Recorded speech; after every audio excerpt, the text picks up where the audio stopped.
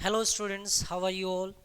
So we have already started our theory of demand concept. In the last class we have discussed about the main concepts of demand, what is demand is, what is quantity demanded, what is the demand schedule, what is demand curve, and what are the components of demand. In today's class we will discuss the new topics which are very important. तो जो आज की class है हमारी वो बहुत important होने वाली है, क्योंकि आज की क्लास में हम लॉ ऑफ डिमांड डिस्कस करने वाले हैं, उसके एग्जम्पशंस डिस्कस करने वाले हैं, और हमारा डिमांड कर्व कैसे रिएक्ट करता है या फिर शिफ्ट कैसे करता है या फिर मूवमेंट कैसे होती है, वो सारी चीज़ें आज की क्लास में हम डिस्कस करने वाले हैं।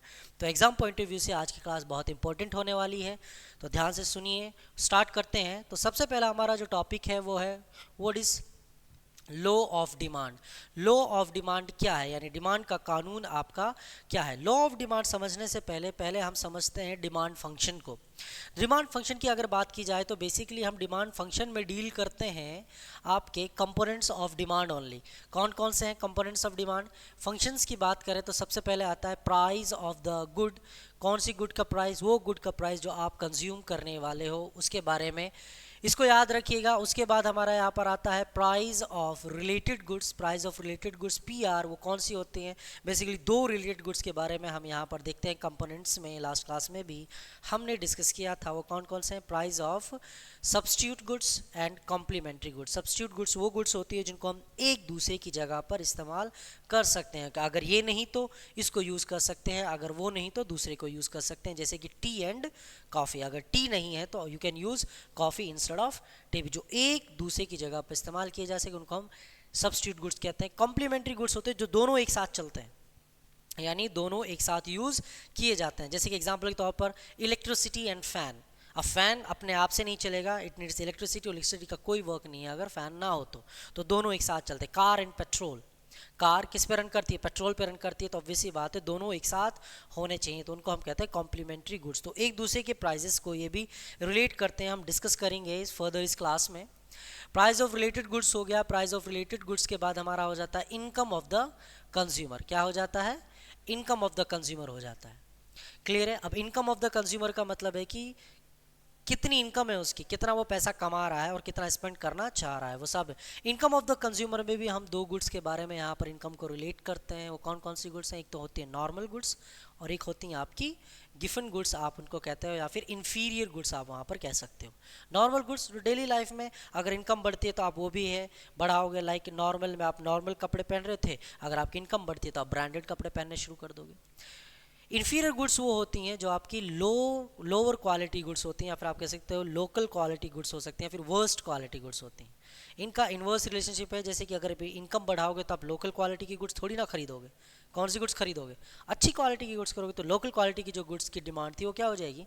कम हो जाएगी। एग्जाम्पल के तौर पर चाइनाज प्रोडक्ट्स, अगर आपकी इनकम बढ़ती है तो क्या आप चाइना के प्रोडक्ट खरीदते हो? नहीं ना, ब्रांड खरीदते हो ना। लेकिन अगर आपकी इनकम कम है तो आप चाइना की प्रोडक्ट्स की डिमांड करते हो। तो बेसिकली उसी को यहाँ पर क्या है, price income of the consumer से रिलेट करके दिखाया जाता है। उसके बाद आता है आपका test and preferences.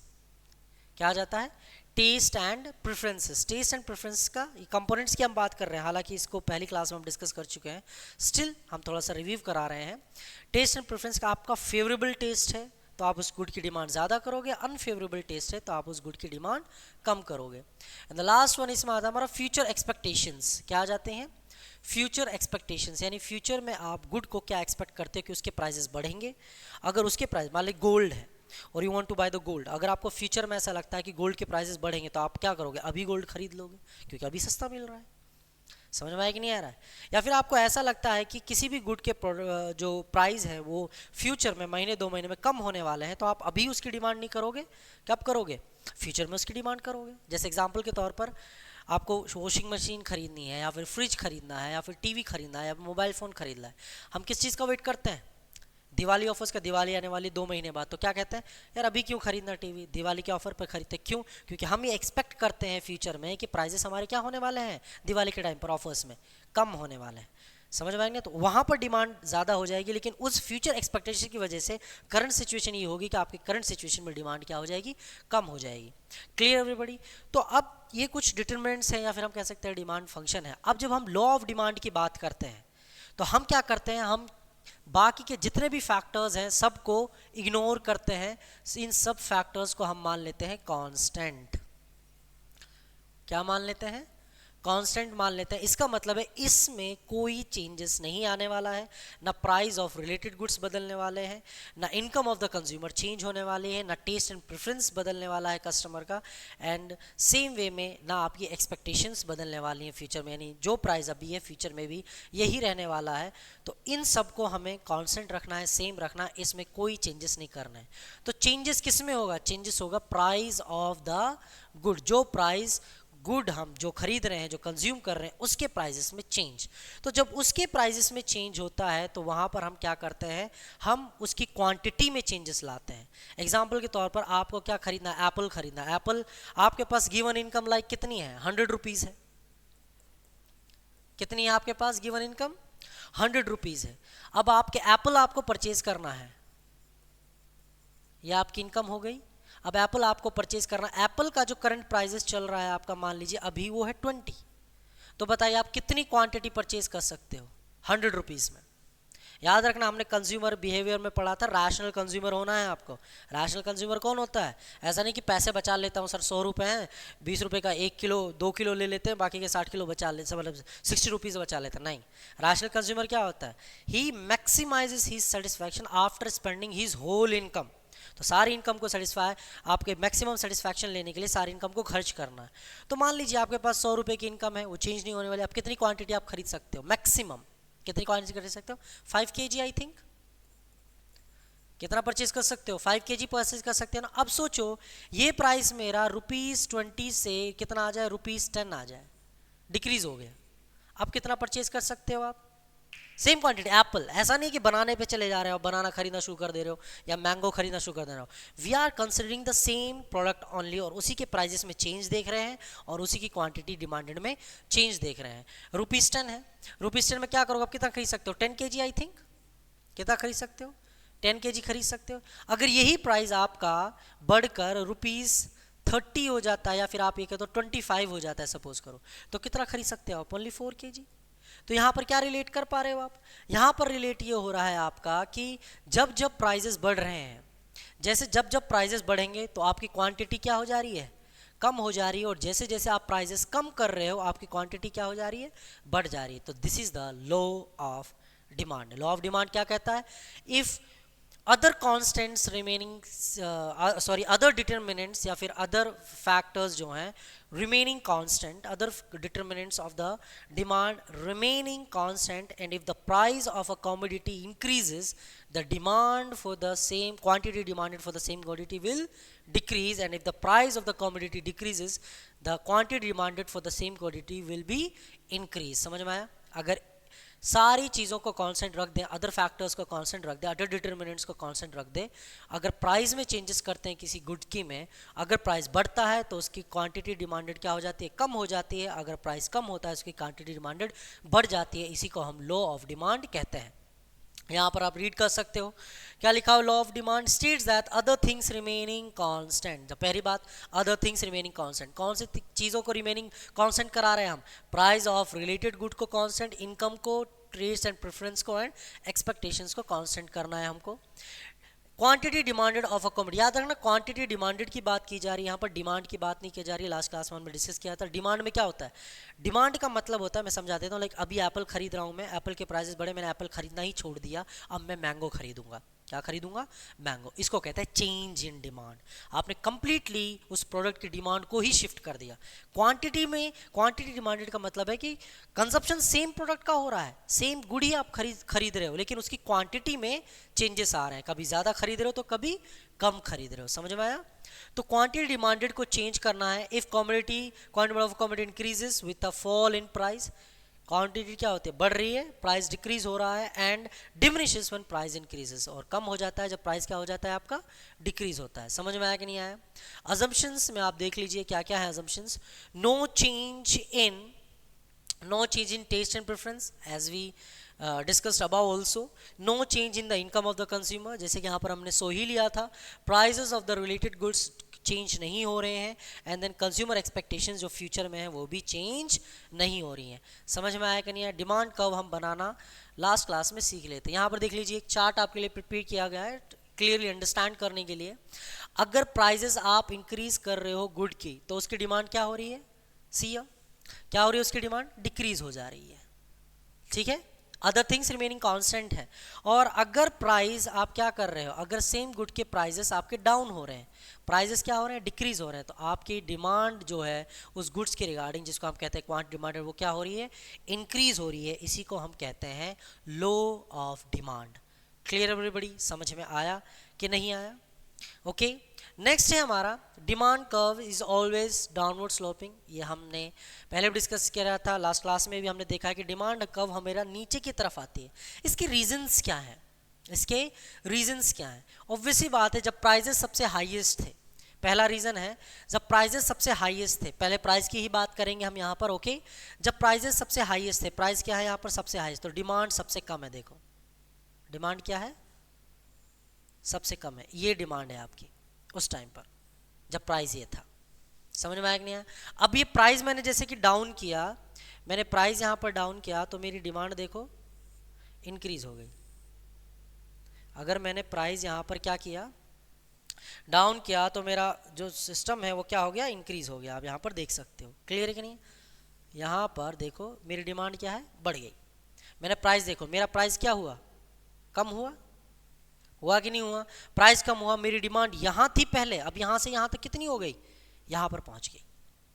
Same way में अब क्योंकि अब जैसे जैसे प्राइजेस कम होते जाएंगे, डिमांड जो है एक्सपैंड होती चली जाएगी, इसलिए हमारा डिमांड कर्व जो है वो डाउनवर्ड स्लोपिंग होता है, यानी नीचे की तरफ होता है, क्योंकि नीचे ज़्यादा एक्सपैंड वो करता है। समझ में आया कि नहीं आया? तो सबसे पहला तो है, अगर कंडीशंस की बात की जाए, सबसे पहला है वो है आपका प्राइस, जो हम रीजंस में प्राइस ऑफ द कमोडिटी जो डिस्कस कर चुके हैं। प्राइस ऑफ द कमोडिटी में क्या है कि प्राइस अगर बढ़ता है तो डिमांड उसकी कम होती है, अगर प्राइस कम होता है तो डिमांड उसकी बढ़ जाती है। तो सबसे पहला आपका रीजन होगा price of the good, the same good जो हम कंजप्शन कर रहे थे। दूसरा है law of diminishing marginal utility, LDMU आपको पता है, लास्ट क्लास में हमने डिस्कस किया था कंज्यूमर इक्विलिब्रियम के टाइप पर। LDMU क्या होता है, LDMU होता है जब आप एक क्वांटिटी या एक यूनिट का, या फिर आप कह सकते हो एक गुड की स्टैंडर्ड यूनिट आप कंटिन्यूअस कंजप्शन करते हो, एक गुड का स्टैंडर्ड यूनिट यानी एक ही unit, similar unit continuously consumption करते हो, तो एडिशनल यूनिट से मिलने वाला यूटिलिटी जो मार्जिनल यूटिलिटी कहलाती है वो क्या होती रहती है, डिक्रीज होती रहती है, उसको हम कहते हैं मार्जिनल यूटिलिटी। अब यहाँ पर कैसे डिमांड को, इक्विलिब्रियम को, या फिर डिमांड कॉन्सेप्ट को, डिमांड के कर्व को स्लो डाउन वो करती है, डाउनवर्ड स्लोप करती है, वो देख लेते हैं। इससे पहले जानने के लिए पहले हम कंडीशन की बात करते हैं। इक्विलिब्रियम कंडीशन जो सिंगल कमोडिटी केस में था वो हमारा था MUX is equal to price of good x, यही था। क्लियर है कि नहीं है? अब हम दो कंडीशन यहाँ पर लेते हैं, एक तो ये कंडीशन हो गई, दूसरी कंडीशन लेते हैं हम यहाँ पर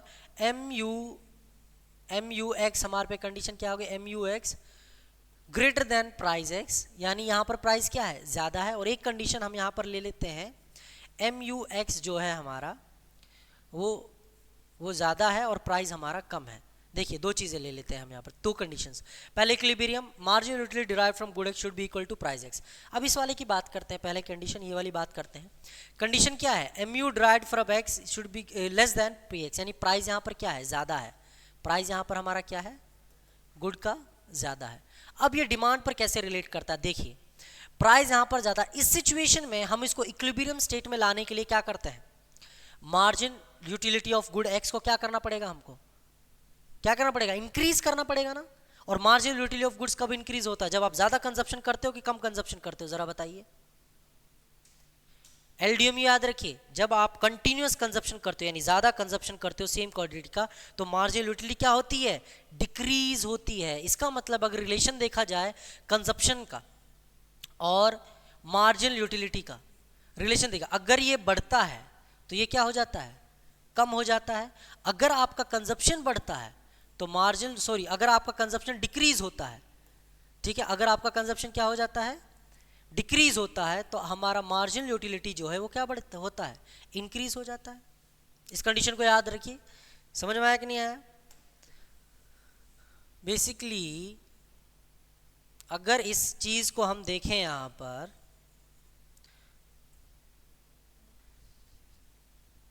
अगर चीज को हम यहां पर देखें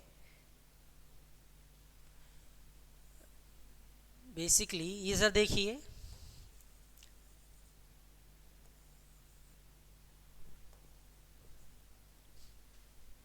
sorry,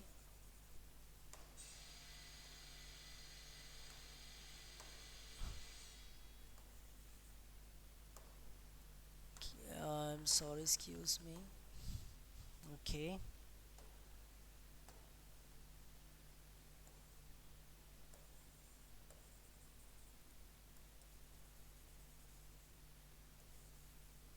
sorry it's not working, चलो कोई बात नहीं, हम यहीं से कंटिन्यू कर लेते हैं। क्या है, अगर आप कंजप्शन बढ़ता है तो मार्जिनल यूटिलिटी डिक्रीज होती है, अगर कंजप्शन डिक्रीज होता है मार्जिनल यूटिलिटी बढ़ती है। तो कंजप्शन का और मार्जिनल यूटिलिटी का इनवर्स रिलेशनशिप है। कैसा रिलेशनशिप है? इनवर्स रिलेशनशिप है। तो यहीं से इसको समझने की कोशिश कीजिए। अब मेरा प्राइस जो क्या है, ज़्यादा है। अब मुझे MUX को क्या करना पड़ेगा? बढ़ाना पड़ेगा, तभी तो इक्विलिब्रियम में आएगा। अगर MUX को बढ़ाना है तो ये कब बढ़ेगा? जब मेरा कंजप्शन कम होगा। तो कंजप्शन कम होने का मतलब क्या है? कंजप्शन कब कम होगा? यानी डिमांड आप कम करोगे, गुड्स का कम खरीदोगे, तो डिमांड कम होगा तो हमारा कंजप्शन भी क्या हो जाएगा? कम हो जाएगा। समझ में आया कि नहीं आया? अब यहाँ पर देखिए, प्राइस हमारा कम है, मार्जिनलिटी ज़्यादा है, तो मार्जिनलिटी को कम करना पड़ेगा। मार्जिनलिटी को कम करने के लिए क्या करना पड़ेगा? कंजप्शन को बढ़ाना पड़ेगा, और कंजप्शन बढ़ाने का मतलब है आप डिमांड ज़्यादा करोगे। तो आ गया ना वही रिलेशन कि अगर प्राइस ज़्यादा है तो कंजप्शन आपको कम करना पड़ेगा। कंजप्शन कम करने का मतलब है कि आपको डिमांड भी क्या करना पड़ेगा? कम करना पड़ेगा। क्या करना पड़ेगा? डिमांड भी आपको कम करना पड़ेगा। समझ में आया कि नहीं आया? डिमांड भी क्या करना पड़ेगा? कम करना पड़ेगा। और अगर आपका प्राइस कम है, MUX ज़्यादा है, तो इसको कम करने के लिए मुझे कंजप्शन को बढ़ाना पड़ेगा। कंजप्शन को बढ़ाने के लिए, जब कंजप्शन को बढ़ाऊंगा तो मेरी डिमांड भी यहाँ पर क्या हो जाएगी? ज़्यादा हो जाएगी। I hope you understand. Clear है कि लॉ ऑफ डिमांड LDMU कैसे रिलेट करता है। ओके, नेक्स्ट की बात करते हैं इनकम इफेक्ट। अब इनकम इफेक्ट की बात की जाए तो दो गुड्स के बारे में हम यहाँ पर डिस्कस करते हैं। एक तो होता है पॉजिटिव गुड और एक होता है हमारा नेगेटिव गुड। जब पॉजिटिव गुड की यहाँ पर हम बात करते हैं, जब पॉजिटिव गुड की यहाँ पर हम बात करते हैं तो बेसिकली हम यहाँ पर पहले बात करते हैं किसकी?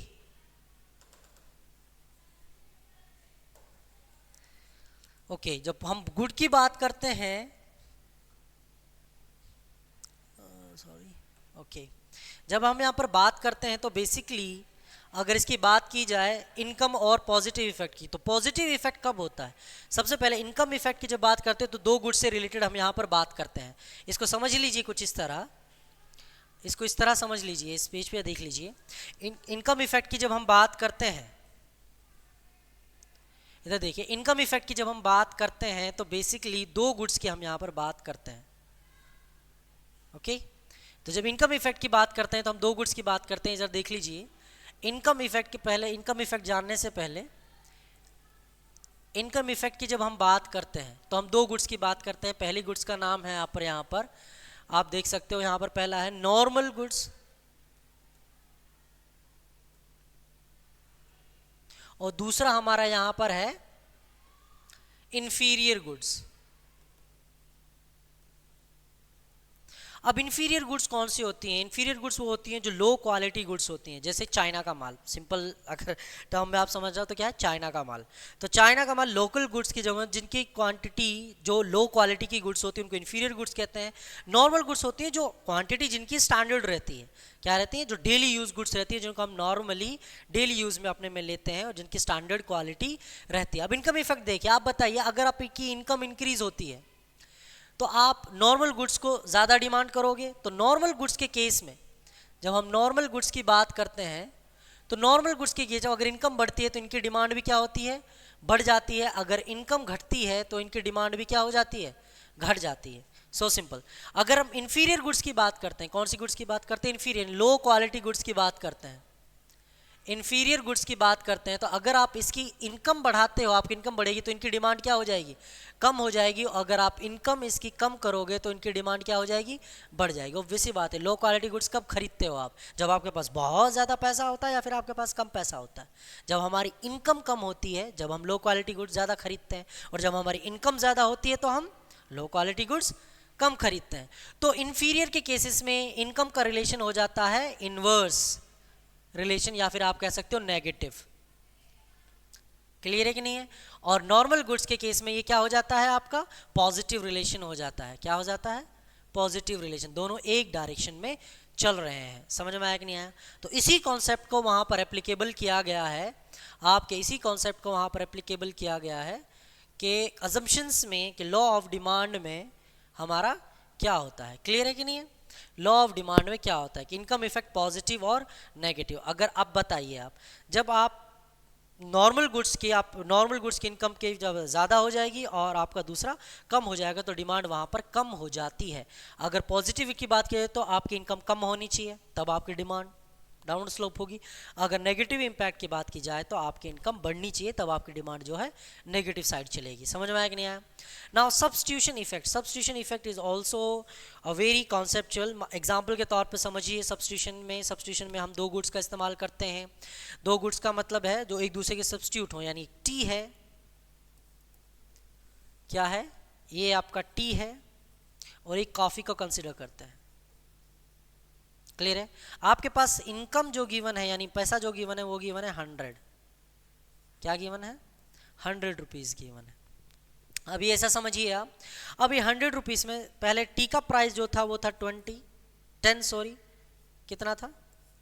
10 था, और इसका प्राइस क्या था? 20 मान लीजिए। कितना मान लीजिए? 20 प्राइस मान लीजिए इसका, कि 20 प्राइस था। अब जब 10 प्राइस था किसी गुड्स का, क्या था, किसी भी गुड का जब 10 प्राइस था, तो ऑब्वियस मान लीजिए आप पहले कंजप्शन क्या कर रहे हो, टी कंज्यूम कर रहे हो। आप क्या कंज्यूम कर रहे हो? आप टी कंज्यूम कर रहे हो आप अभी। तो आप 10 यूनिट्स टी कंज्यूम कर रहे हो, कॉफ़ी तो कंज्यूम नहीं कर रहे हो। लेकिन अब इसके प्राइजेस बढ़ गए। क्या हो गया? इसका प्राइजेस बढ़ गया। इसके प्राइजेस बढ़ने की वजह से मान लीजिए टी के प्राइजेस हो गए 30। क्या हो गया? आपके टी के प्राइजेस 30 हो गए। अब टी के प्राइजेस 30 होने की वजह से ऑब्वियसली बात, आप इसको तो परचेज नहीं कर सकते। तो आप इस पे इनकम स्पेंड करने की बजाय अपनी इनकम किस पे स्पेंड करोगे? कॉफ़ी पे करोगे। तो कॉफ़ी की डिमांड क्या हो जाएगी? बढ़ जाएगी। मेरी बात समझ में आया कि नहीं आया? अब दूसरा इफेक्ट अगर आप देखें, अगर इसके प्राइजेस कम होते हैं, लाइक इसके रुपीस आपके प्राइजेस 5 हो गए, आप पहले जो कंजप्शन कर रहे थे वो कर रहे थे, मान लो इसके 10 यूनिट्स कर रहे थे, ओके, और इसके भी 10 यूनिट्स आप कर रहे हो। तो पहले आप पूरा 100 का 100 टी पे कंज्यूम कर रहे थे। अभी सेम 10 यूनिट्स लेने के लिए आपको कितना पैसा खर्च करना पड़ रहा है? ओनली 50 रुपीज़ खर्च करना पड़ रहा है। कितना खर्च करना पड़ रहा है? 50 रुपीज़ ना। और 50 रुपीज़ तो आपके बच गए। अब 50 रुपीज़ आपके बच गए, तो उन 50 रुपीज़ को आप किस पे स्पेंड कर सकते हो? कॉफ़ी पर स्पेंड कर सकते हो कि नहीं कर सकते हो? भाई आप 100 रुपये था, 10 रुपये का टी था, 10 रुपये की आप टी अगर कंज्यूम कर रहे थे, तो आप टोटली कितना कंजप्शन कर सकते थे? 10 यूनिट्स। अब 10 यूनिट्स आप कंजप्शन कर रहे थे, तो कॉफ़ी के लिए कुछ नहीं बचा। अब आप वही 10 यूनिट्स, अगर प्राइजेस उसके हो गए 5, तो वही 10 यूनिट्स कितने पे कंजप्शन कर सकते हो? 50 रुपीज़ में। 50 रुपीज़ तो आपका भी बच गए। तो इन 50 रुपीज़ को आप किस पर स्पेंड कर सकते हो? कॉफ़ी पर स्पेंड कर सकते हो, या फिर एडिशनल किसी चीज़ पर स्पेंड कर सकते हो। यानी यहाँ पर आपकी परचेजिंग पावर बढ़ रही है, और परचेजिंग पावर बढ़ती है तो यहाँ पर डिमांड भी आपकी क्या होगी? इंक्रीज होगी। समझ में आया कि नहीं आया? Clear everybody? Size of the consumer की बात की जाए, इसको अजम्पशन करते हैं लॉ ऑफ डिमांड में, तो साइज ऑफ द कंज्यूमर क्या है?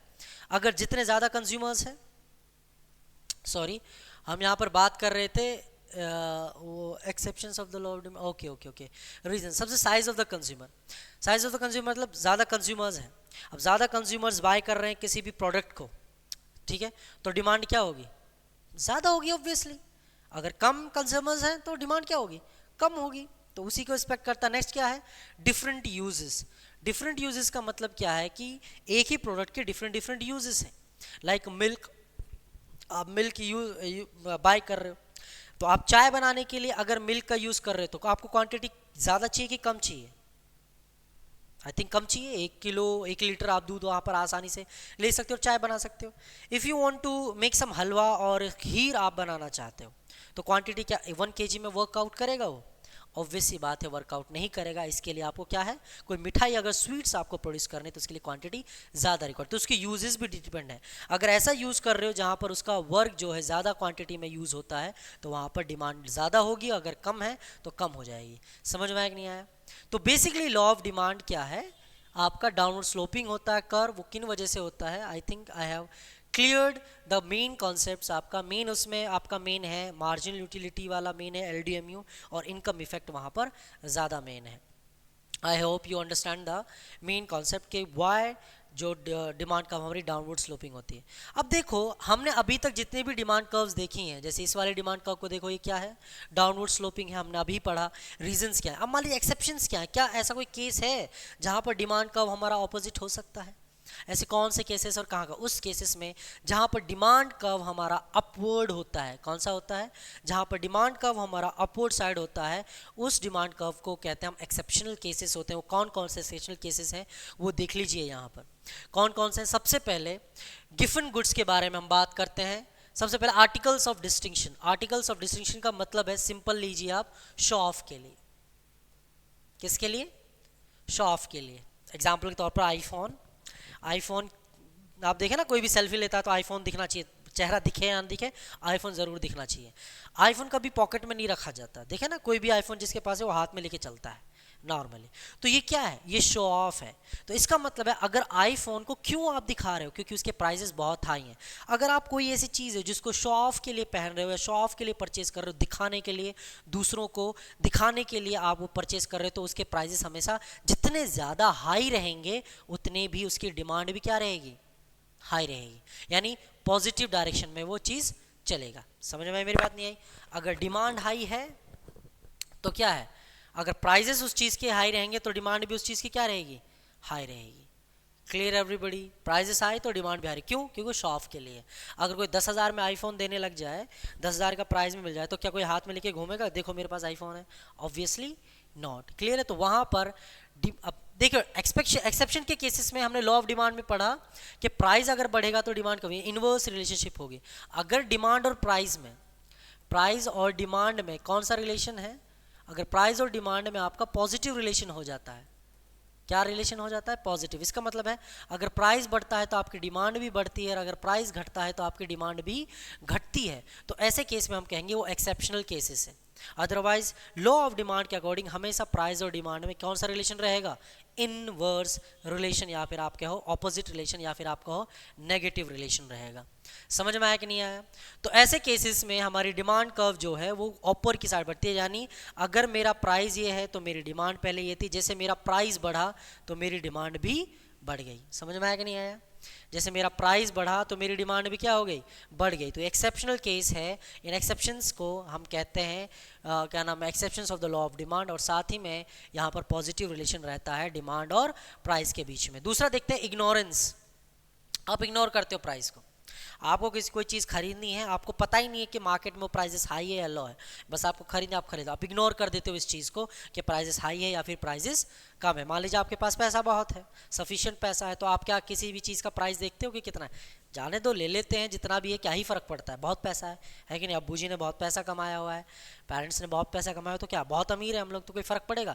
नहीं पड़ेगा। तो कुछ चीज़ें ऐसी है जहाँ पर आप इग्नोर कर देते हो, जहाँ पर आपको कंप्लीट नॉलेज नहीं रहती। तो अगर आप इग्नोर कर देते हो उस चीज़ को, तो वहाँ पर भी आपका डिमांड जो है वो पॉजिटिव रिलेशन रहेगा प्राइस के साथ, और साथ में एक्सेप्शनल केस हो जाएगा। नेक्स्ट है गिवन गुड्स। गिवन गुड्स को बेसिकली हम कहते हैं वर्स्ट क्वालिटी गुड्स। क्या होता है? वर्स्ट क्वालिटी गुड्स, जिनकी एकदम गुड्स होते हैं। ऑल गिवन गुड्स आर इंफीरियर गुड्स, याद रखिए, but all inferior goods are not गिवन गुड्स। सारी गिवन गुड्स इंफीरियर यानी लो क्वालिटी के, लेकिन सारी लो क्वालिटी की गुड्स जो होती हैं वो गिवन गुड्स नहीं होती। गिवन गुड्स का मतलब है एकदम रद्दी माल, एकदम रद्दी, एकदम वर्स्ट क्वालिटी। तो कुछ इंफीरियर, ऑल गिवन गुड्स इंफीरियर हैं, क्योंकि इंफीरियर गुड्स कौन सी होती हैं? लो क्वालिटी की गुड्स होती हैं, ठीक है। और गिवन गुड्स क्या होती हैं? बेसिकली वो उससे भी नीचे रहती हैं, एकदम बकवास, एकदम बेकार, एकदम बिल्कुल ही सही नहीं है। समझ में आया कि नहीं आया? तो कुछ goods, local goods inferior goods होती हैं। ऑल गिवन गुड्स इंफीरियर गुड्स है नो डाउट, लेकिन इंफीरियर गुड्स गिवन गुड्स नहीं हो सकती सारी की सारी। अगर रेंज में रखा जाए तो ऐसा हो सकता है नॉर्मल गुड्स सबसे पहले, फिर इंफीरियर गुड्स, गिवन गुड्स सबसे लास्ट में होती हैं। Clear everybody? समझ में आया कि नहीं आया? ओके।